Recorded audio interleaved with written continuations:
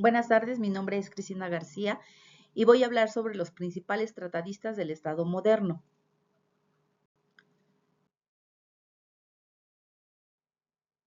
Los principales tratadistas del Estado moderno transformaron la concepción del poder político y la organización estatal, sentaron las bases para el pensamiento político moderno y el Estado de Derecho. Las teorías naturalistas dominaron el pensamiento antiguo y medieval, consideraban al Estado como una extensión de la naturaleza humana y esencial para la supervivencia y la moralidad. En contraste, las teorías contractualistas surgidas en la Edad Media ven al Estado como resultado de un pacto social para proteger los derechos individuales. Durante la soberanía como un poder supremo centralizado y territorial, lo cual fue esencial para la consolidación de los estados nacionales modernos. Sentaron las bases para la democracia moderna. En un marco institucional se creó el principio de división de poderes.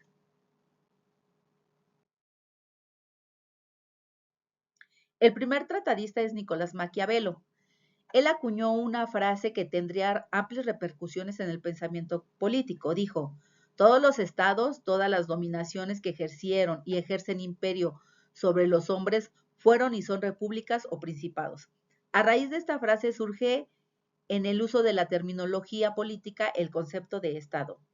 En su inicio de su obra El Príncipe, reconoce que los estados o son principados, aludiendo a las formas monárquicas o bien repúblicas. El principado corresponde a la monarquía, en tanto que la república corresponde al gobierno de las asambleas, que pueden ser aristocráticas o democráticas. Para Maquiavelo no era importante la distinción entre el gobierno de uno, de pocos o de muchos. Lo que le interesaba era diferenciar el gobierno de una sola persona del gobierno de una asamblea. Separó la política de la religión, abogó por el realismo político, donde el fin, la estabilidad y la seguridad del Estado justificaba los medios.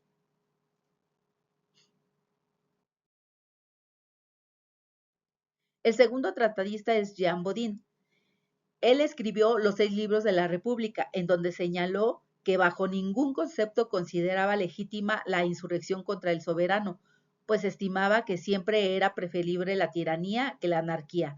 También explicó que el poder puede ser ejercido por varias personas, un grupo pequeño o una sola persona.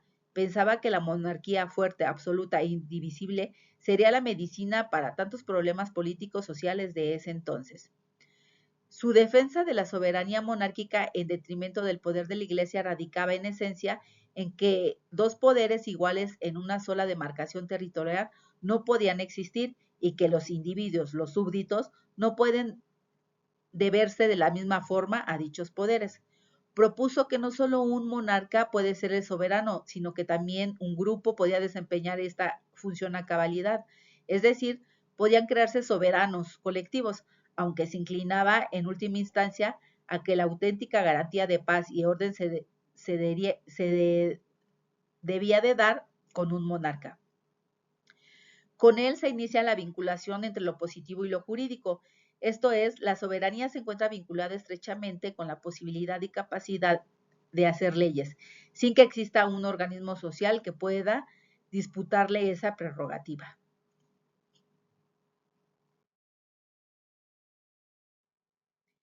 Thomas Hobbes. Thomas Hobbes, con su revolucionaria obra Levitán, mostró el egoísmo natural del hombre, que se expresa en su frase célebre: el hombre es lobo del propio hombre, y sustenta la imposibilidad de la supervivencia del ser humano en un estado donde no existan reglas. En la teoría del contrato social y el estado de naturaleza, guerra de todos contra todos, defendió la necesidad de un soberano absoluto, el Leviatán, para garantizar la paz y el orden civil, a través de un pacto en que los individuos renuncian a sus derechos naturales en favor de un Estado.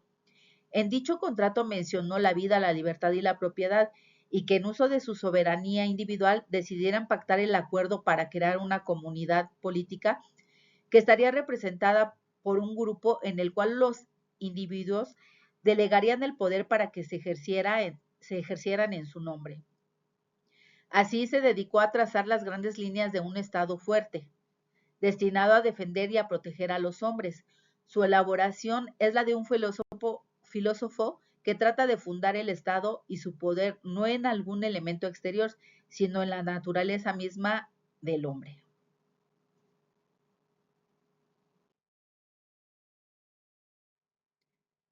Jean-Jacques Rousseau. Rousseau fue otro exponente del contractualismo. Él consideraba que el hombre es bueno por naturaleza, esta bondad que no se puede desarrollar en un estado natural, donde es perfectamente viable una sociedad donde los individuos realicen un contrato de obediencia, más no de sujeción. La particularidad del pensamiento rousiano consiste en que no solo se ocupa de las cuestiones institucionales, sino que subraya la necesidad de que estas instituciones se perfeccionen. La sugerencia que aportó para mejorarlas se plantea en el contrato social. La república siendo la democracia directa en la que todos los que tienen derechos políticos participen en primera persona, sin representantes o intermediarios. Construyó conceptualmente al Estado que se basa en un pacto entre todos los individuos el poder de ese Estado, que es un poder soberano. Se decide en una asamblea popular en la que todos reunidos y en deliberaciones colectivas establecen la voluntad general. La expresión concreta de esta voluntad son las leyes. La república es el régimen en el que impera la ley. De ahí la afirmación, llamo república a todo estado regido por leyes.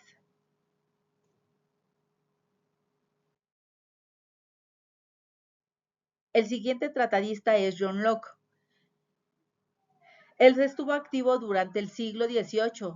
Se esforzó por legitimizar la revolución de 1688, que significó el derrocamiento del Estuardo y la instalación definitiva de la monarquía constitucional en Inglaterra.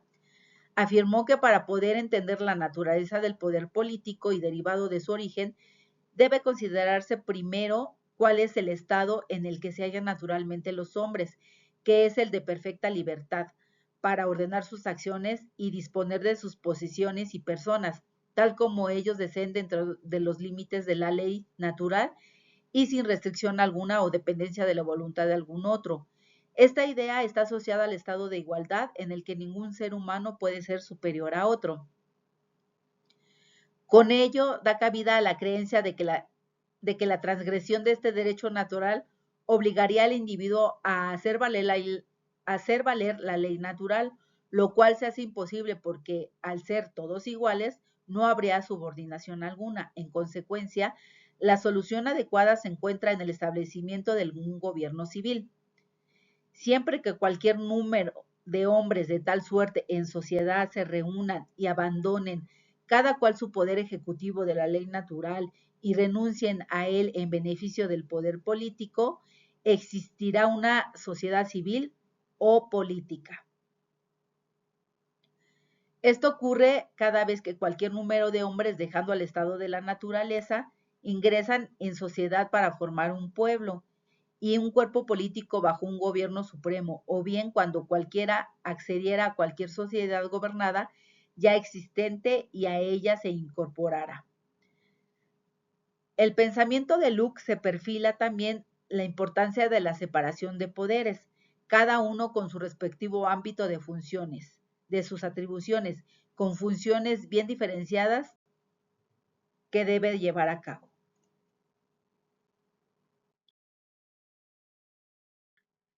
Montesquieu.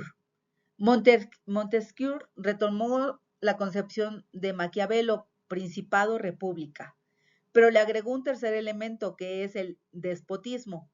La monumental obra de Montesquieu se dedica en su mayor parte a analizar desde las más diversas perspectivas los tres regímenes, ahora legislativo, ejecutivo y judicial.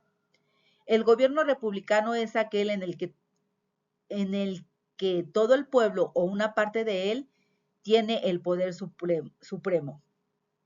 También presenta, al igual que Maquiavelo, las especies que componen la república. Cuando en la república el poder supremo reside en el pueblo entero, se habla de una democracia. Cuando el poder supremo reside en una parte del pueblo, se trata de una aristocracia. Montesquieu estableció que en una república debe existir una separación de poderes para evitar el abuso. La distribución social del poder, de acuerdo con el pensamiento de Montesquieu, implica el reconocimiento de la desigualdad social y el hecho de que los nobles, a pesar de tener poder económico, numéricamente eran inferiores al resto del pueblo. Una de las tareas fundamentales del sistema político era evitar que el conflicto significara la destrucción del país.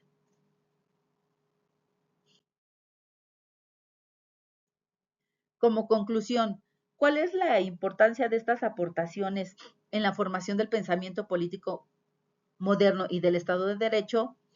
Hoy día el Estado y sistema político se utilizan para hacer referencia a la organización y una estructura política de la sociedad.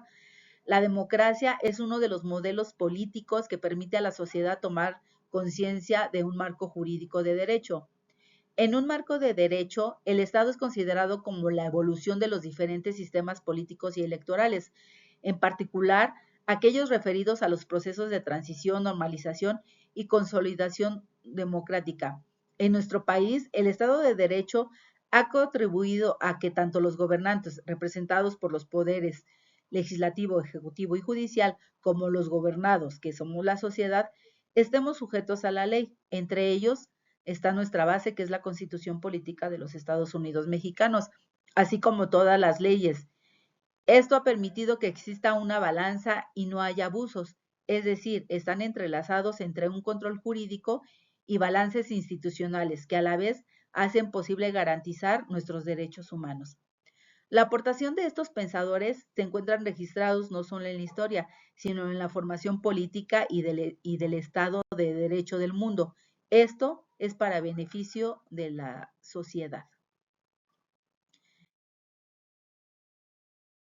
Es todo en mi presentación. Gracias.